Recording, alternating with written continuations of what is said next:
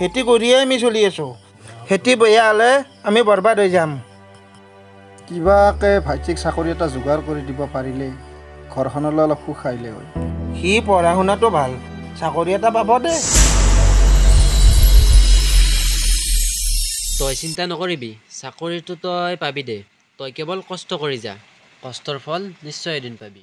ৰতন, এই মোৰ ফাইলটো লৈ আছোঁ। তোৰ গাৰ্লফ্ৰেণ্ডৰ কি খবৰ?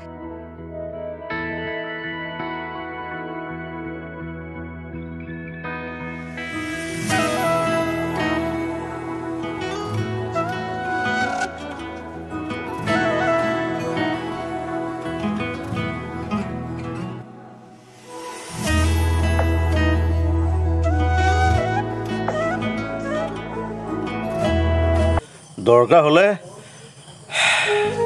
পথাৰৰ মাটিখিনিকে বিক্ৰী কৰি দিম দে।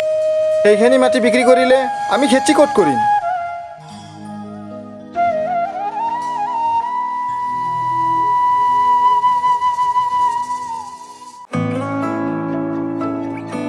তুমি টেনশ্যনে নল'বা, তুমি ভাল ঠাইত হাত দিছা, তোমাৰ চাকৰি হৈ যোৱা বুলি ভাবা।